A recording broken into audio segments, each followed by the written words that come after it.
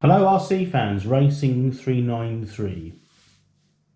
So this is going to be part 2 of a video I did earlier on actually. I've had this, not the body shell, but I've had the chassis for ages, an RC10GT, and as I mentioned in my other video, I run it probably last year probably now, without any body shell on it. And the plan was to keep it like my other RC10GT, which I turned into like a buggy type of look with a rear wing and a buggy sort of body shell. And I had a wing on this with the proviso of perhaps buying another body shell, a buggy one, nice and easy. But what I did decide to do, I've always fancied putting a large shell on. Now these chassis, although they're 1/10, they've got a bit of a weird footprint. They're like short wheelbase and very wide, which is great for RC cars, very stable, and it's kind of a typical buggy stance. But I wanted a body shell, which covers sort of mostly, for the most part, the wheels, which is very difficult to find. I did find, however, online, as you can see, a truck body shell, which is, what are these? Are they like trophy trucks? They're the ones that go around like the off-road with massive jumps and ridiculous amounts of suspension movement. And they also race on racetracks with unprecedented jumps, and it's very, I've never seen it in real life, but superbly spectacular. I mean, and they lean and they go around corners, they jump in the air. The suspension movement's like 6 feet or more of suspension movement. Anyway, I thought to myself, not the fact that I wanted to get one of those, but to be honest, it was probably the only shell I could find online which was as close to the wheelbase and width for the chassis as possible. As it happens, this isn't perfect. Now, as you see it before you, the back is fitted, but the front isn't. The front's just resting on the posts of the original RC10GT front body post. Now, I did buy and have bought, I have bought from a chap online, RC Scrapyard. Very, I get a lot of things from him. He does a lot of the aftermarket parts in the RC world, and they were. I've bought loads of these. I've probably got them somewhere, but I can't find them. But these are the inserts. So these kind of slot over the current posts, and they pin. You pin them on so they're a bit higher. You have to trim these down, and I want the body shell, I suppose, or at least like this. Bearing in mind, it's got, as I said, it's got some really weird suspension. It doesn't go up like this. It sort of swings back, so it sort of goes back into this bit here when you put the suspension down. I don't want it too high, but it needs to be higher so it looks a bit weird like that, but when it sits, it will sit back in its wheel well. And I want to try and get the bottom of the body shell as level as I can. So yeah, you're gonna you won't see this in real time, but I'll try and film as much detail as I can. So hopefully you can see the truck. Let me just open these up. So they're just tubes, and they fit over. So I have to trim this off. It depends how high you have it. I'm going to try and, I must admit, it's probably not going to be the most secure way of doing this. I haven't because the RC10GTs, again, it's for the chassis and the running gear, it's very, what's the word I'm looking for? There's a word, I can't think of the word, specialized. It's not modular, proprietary. It's got very much a lot of proprietary parts, which means they only fit that car. there are other, you know, there's the other things like shocks, the motor and all the electrics. Do you know what I mean? That's kind of modular. But even as far as the wheels and the way they fit on, there are modifications that you can do, but they only fit this. They don't really do well at fitting anything else. Once we've got the front fitted on with these, I then need to cut a neat square here. And I also do need to cut a circle or something above the cooling head where I can put the glow plug. And I also need to try and find where the tuning, at least the high end needle, because I don't think I'm going to get to the low end needle with the shell on anyway. So the low end will need to be tuned without the shell, and the high end can be tuned as I'm using it. But yeah, anyway, let me crack on with that. I'm going to leave the camera running, and I'll just cut the bits that I'm not talking on. So let me just take the body shell off.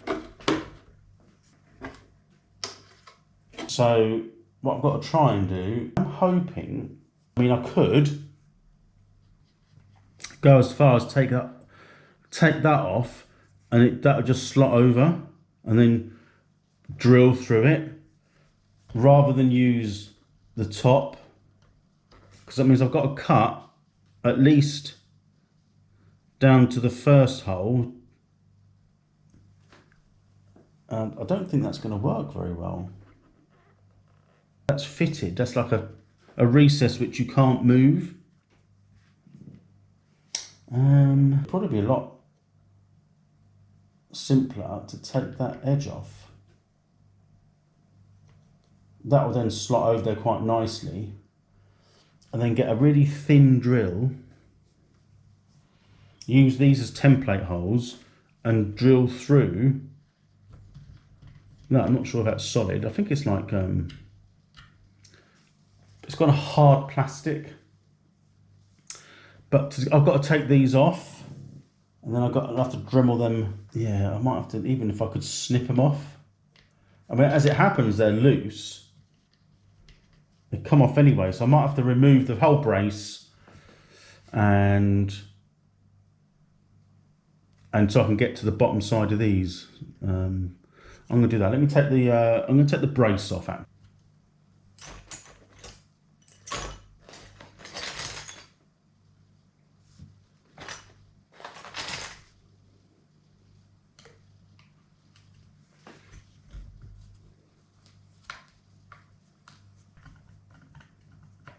They're just screwing the bottom there, so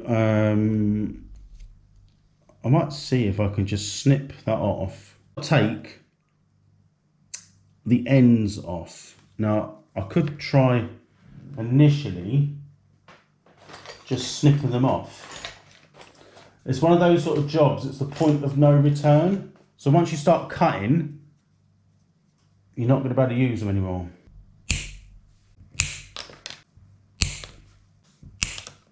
You've got to remember, it's like 30-year-old plastic. So you can see I've sort of cut that back. I'm going to cut that one off now, and then I'll Dremel it down. I've cut them down. I'm just going to go and Dremel them upstairs, because I've got to get that over that, so it needs to be at least flush. Put them off and they're over that. I can probably put that back on and see what height I need them, because I believe I've got to put some holes in the shell. Right, okay. Let me go and do this. So I've done that. I could have just trimmed the ends off, to be honest, but I've put them on. I'm going to push these over. It fits over nicely. I don't even know how much taller it needs to be. You can see there that, as I said, it fits on there like a glove. It's perfect. I think they're going to be too tall without actually cutting them. Let me just put this one over. That one's a bit tight. So that one's got a bit more on it. I'm going to have to trim that one off with a blade.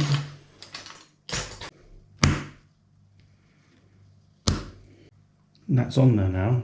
I should put these back in. I'm trying to get in my own way with the camera. If I'm filming what I'm doing, I don't really want my arm sort of in the way.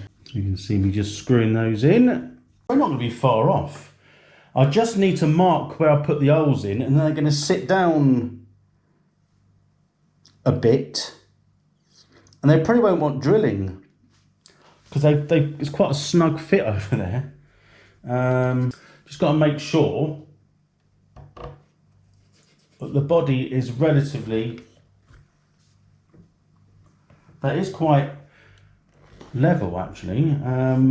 Okay, let me put the holes in. I need to move the camera because I need the whole space, and then I will be back. I'll try and show you. Can I show you it work like that? Can you see where I've got to sort of put some holes exactly there? I mean, the shell is relatively square. It is slightly off, but it's not going to make too much difference. So I need to move around. I'll probably be in the way of the camera while I do this bit. So let me just get those holes put in. The shell is mounted. It's gone there quite well. This truck, or this chassis, and especially this one, has really soft front suspension. So that's it. It's normal rider. That's without fuel in it, but it's got a really weird, as you can see, suspension. So it could do with sitting probably about there.